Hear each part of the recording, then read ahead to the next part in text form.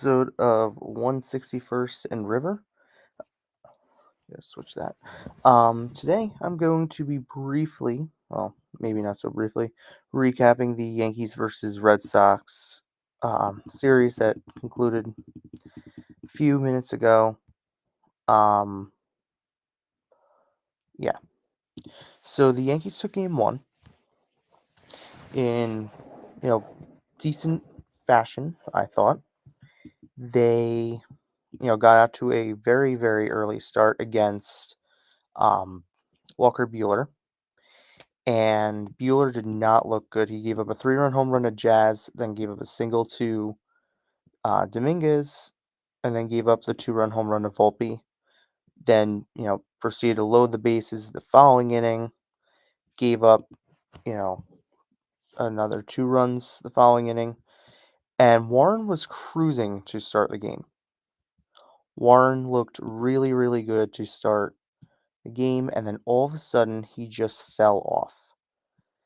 And was a theme in this series with Yankee pitching is they just fell off at random points, and I found it kind of weird. So, he was completely cruising. He looked great. His stuff was really sharp. And then all of a sudden, he allowed a leadoff triple to Duran, which ended up being a 2-run home run off the bat of Devers. Devers came in, hit a 2-run shot, and that brought Boston a little. Oh, wait, no. That wasn't the 2-run shot. The 2-run shot was off Hedrick. Oh, my God. Um,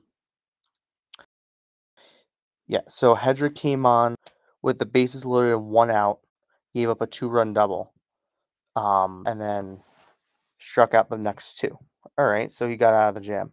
Then Goldschmidt hit a solo shot, padding the Yankees' lead.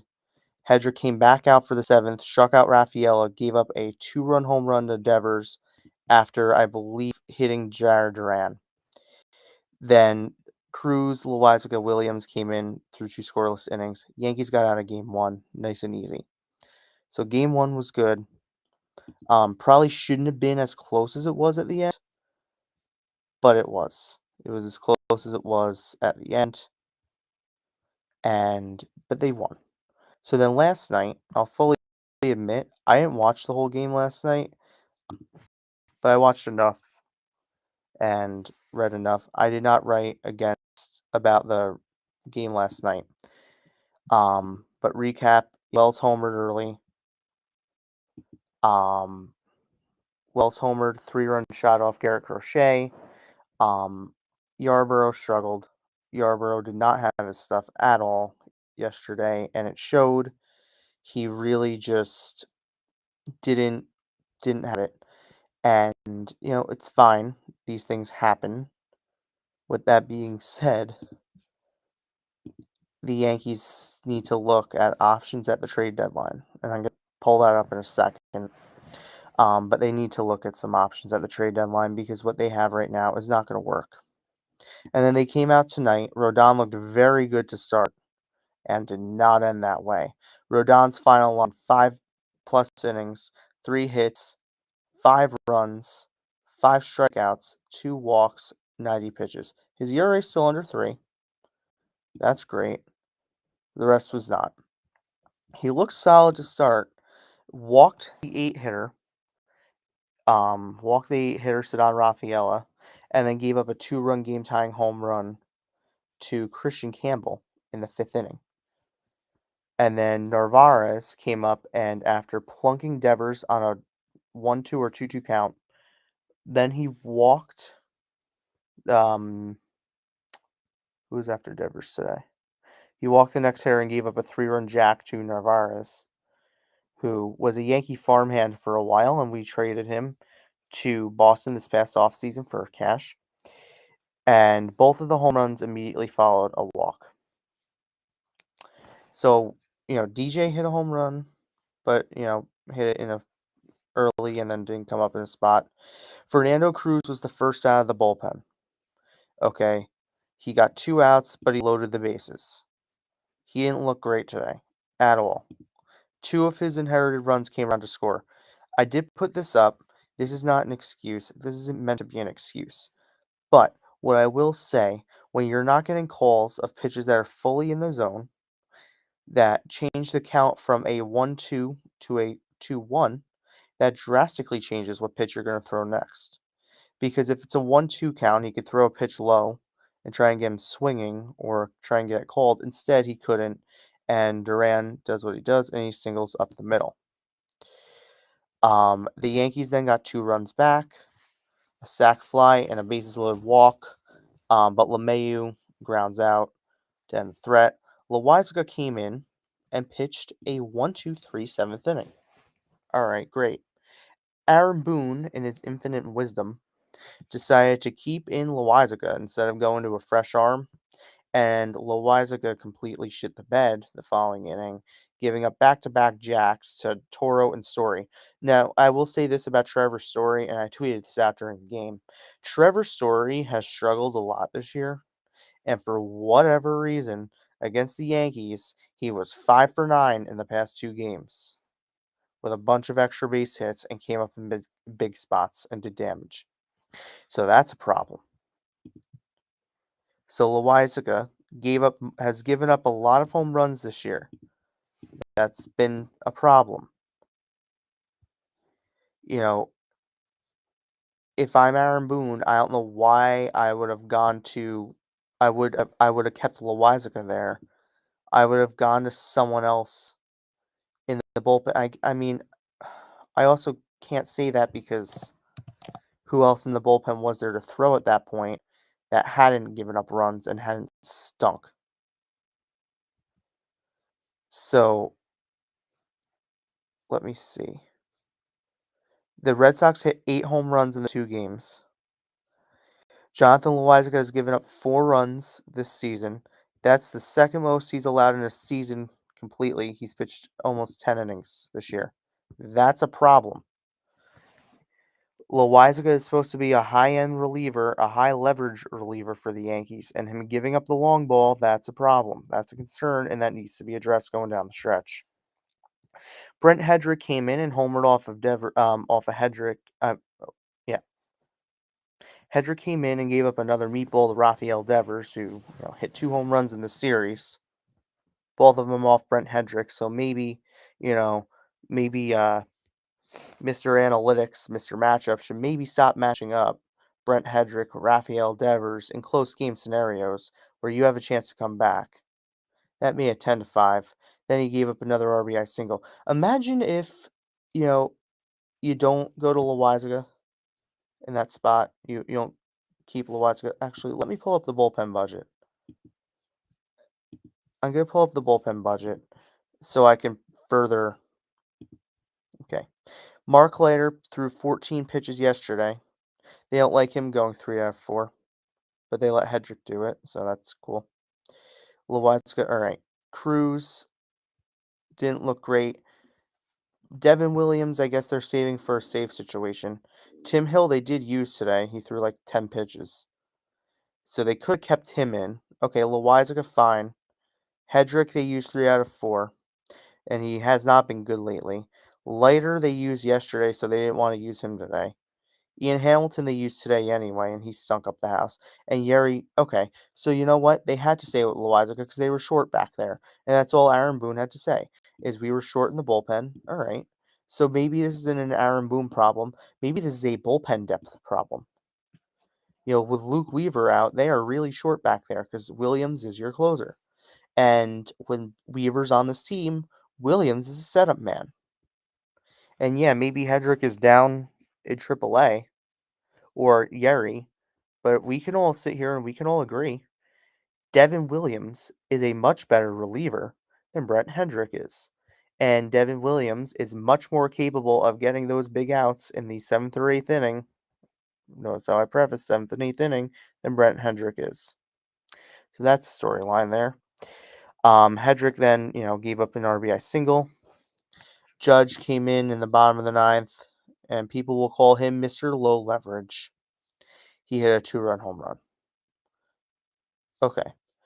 I will say this about Aaron Judge and Mr. Low Leverage. If you look at his career statistics in high leverage scenarios, he's been very good.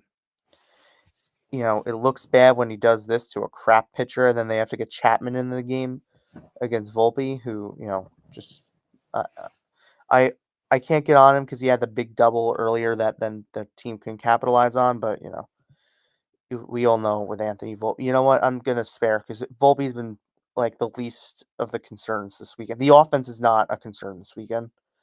I spoke to, and I'm gonna bring it up Thursday afternoon before the Guardians game. I was doing writing, and I spoke to a source close to the situation with the Yankees right now, and I brought up, okay, deadline's coming up. What are we looking at? You know, what are they looking at doing? So I wrote this Friday morning. The Yankees are priority number one is starting pitching, and they need a starting pitcher. They need it bad. They need it really, really bad. They're expecting Luis Heel back. They're expecting Marcus Stroman. They're building him up as a starter. Yet I don't know how well that'll go for the Yankees. I don't think they should keep Stroman. I think Stroman needs to go, and then they need to acquire a solid number three. I propose Merrill Kelly. It looks like the Arizona Diamondbacks are falling further and further out of contention.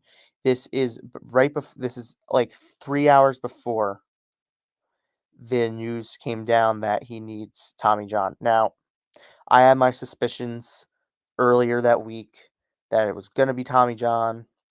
The writing was kind of on the wall. My elbow's done. Comes out of the game.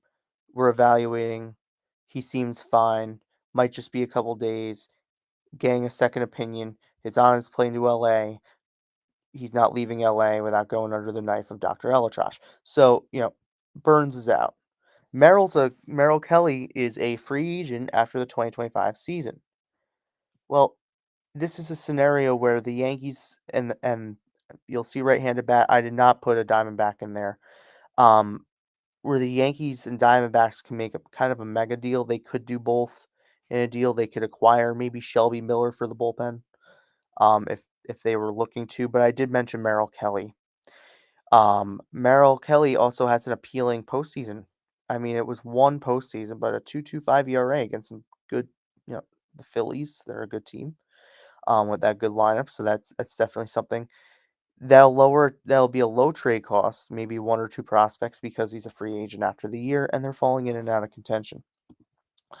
The source also told me that they need a right-handed bat. Okay, so a right-handed bat in the lineup. Okay, who's gonna Peraza came off a 3-hit game when I wrote this. DJ LeMahieu, has not performed at a high level since returning. He had a pretty good weekend, actually. They need a bat. They really, really need a bat. Now, IKF and Bob Nightingale backed this morning, so I'm not making this up. Bob Nightingale reported this morning after I published this on Friday that Isaiah Kiner-Falefa has been generating some trade interest. I did propose him as a possible option for the Yankees. Now, people are going to be like, IKF, we had him before, he wasn't good. Yeah, it's not a name that jumps off the page. Aside from Jazz Chisholm Jr., who's Brian, like, in the past, like, decade, who's Brian Cashman went out and got at the trade deadline that's really a name that jumps off a page? Okay, maybe, all right, maybe Andrew McCutchen in 2018, and then Jazz. That's really it. Like, he hasn't, I mean, Ben Attendee, all right, Talkman, eh. But, like, other than that, who has he really gone out and tried? I mean, he tried with Joey Gallo, that just didn't work. But, we have to be realistic here. Who's Brian really going out to get? Wander Franco just got arrested again for something else. Cool. Bullpen help. That's the third. So bullpen's priority number three. So I will be in contact with the source at some point this week, and I will definitely ask, hey, is bullpen going to be bumped up on that list after this weekend where the starting pitching was bad this weekend? Rodon gave up 5, Warren gave up 4, Yarborough gave up 8. All right, that's bad. Okay. 4 plus 9, 17 runs from starting pitching. They didn't score 17. They scored a lot more than that. That means the dividend is from the bullpen. In fact, we're going to do this right on here. They scored 6, 10, and 11.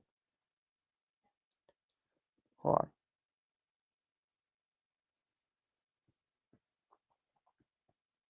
So they scored 27 runs in the 3 game set. -8, -5, and -4. Wait, hold on. 27 -8, -5, -4. 10 runs by the bullpen this series. 10 of the 27 runs given up by the Yankee pitching was from the bullpen. That's a problem. 10 runs in 3 games is not good at all, whatsoever. 10 runs in 3 games. And all 3 games against the Red Sox were save situations, believe it or not, including tonight. Tonight was a save because the tying run was on the on deck circle. That's a save situation for Chapman. All 3 Red Sox games were save situations. The Yankee bullpen gave up 10 runs. That's a winnable series that the Yankees lost. That's a problem. So the Yankee bullpen, is a concern. Look, Luke Weaver being out is really a problem. It really is a big problem. With that being said, Luke Weaver is going to be out for a couple of weeks, and they need to do something to combat it. That's it. If they don't, and they just sit there and go, oh ho hum, we'll wait till Weaver gets back. You're just going to keep losing games and losing series. Losing 2 out of 3 to the Red Sox team that they played this weekend that's been scuffling, the way they've been scuffling, is not good. Next weekend against the Boston Red Sox, the Yankees have 3 starters lined up. Max Fried is one of them on Sunday afternoon. Carlos Rodon will be again facing the Red Sox lineup next Saturday. That should be a shit show. And next Friday will be Yarborough. That will also be a shit show. Now I'm going to get to this. I'm not going to sit here. I'm going to cry and bitch and moan and complain. But I'm going to bring it up. It reached headlines on Thursday afternoon that the Red Sox were stealing signs again, legally, may I add. This is gamesmanship. This is mostly legal what they were doing from the Angels. With that being said, the Yankees, I feel, were victims of this tonight. The reason I think that is because um, twice in this 3 game set, Rodon and Warren, specifically, Yarborough was just completely awful yesterday, so I don't know. That was, I think, just a bad game, and it happens. Rodon and Yarborough looked like, Rodon today looked. I thought he was going to no hit him for a while, and I still don't think that should have been a hit on the Jazz error with the mic'd up. That's when we all should have known this game was going to hell when they had a Jazz mic'd up and he's throwing balls around the yard. So they both looked like aces. They looked fantastic to start the game. And then all of a sudden it got to the 5th inning. And it wasn't quite the 3rd time through. And all of a sudden it fell apart. It fell completely apart for both of them. And one game they were able to hold on because they had such a big lead and kept adding. And today they couldn't. Today they couldn't creep back. All right. So I don't know if they were stealing signs. The only thing that I found in the video, John Boy did a breakdown of this, and that's where I kind of came in and wrote about it. There's nothing really illegal about this. The only thing I found was the first base coach for the Red Sox was not in the first base coach's box, which, if you remember 2 years ago against the Blue Jays with the judge eyes thing, they made all the coaches get back in the box, and that was gamesmanship to make sure the Yankees weren't stealing signs. This falls under the same pretenses as he wasn't in the box, so, you could say, was he stealing a sign or was he not? Who knows? So, I did bring up that this occurred on Friday night, and I stand by it. And then if you look, the 2 of the 3 relievers that pitched on that Friday night game who looked good, including Hedrick, and because Hedrick came out today, they all got roughed up today. Cruz got roughed up, had his most of his good stuff working. Lil Weiziger looked great, and then all of a sudden just lost it. And he did give up 2 home runs to the Dodgers in 1 inning last week. So, that could just be Lil Weiziger not being fully himself yet. But this is also a development. So, were the Red Sox stealing signs today and this past weekend, contributing to some big offensive innings that were enough to get past the Yankees? Now, I'm not going to say that's the sole reason the Yankees lost the series because there are a lot of other issues and reasons why they did, but it's definitely something that needs to be brought up. So, I'm going to end the stream here because I have to work in the morning. Thank you all for watching. Please subscribe. Please follow me on socials. Follow me on Medium to get my post game articles, my in game articles / post game article recaps. Um, Other publications. Follow me on socials. I post them all there. Thanks and have a great night. Off day tomorrow before they head to Kansas City to take on the Royals. Let's go.